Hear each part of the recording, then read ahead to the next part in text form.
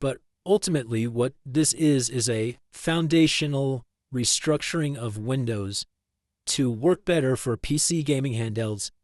And what I've seen and used is genuinely a good first step.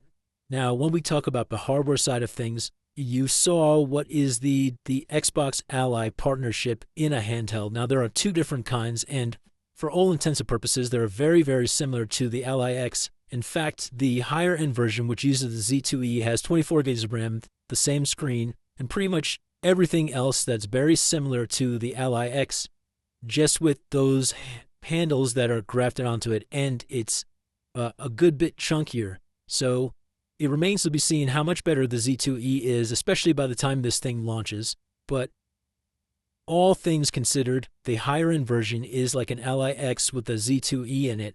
So a Z2E, 24 gigs of RAM.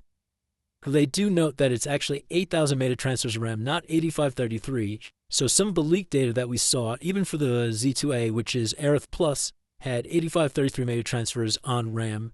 And that, from what they showed me, was only 6,400 metatransfers. So the leaked data is not aligning with what is on the lower end version of the Xbox Ally partnership handheld.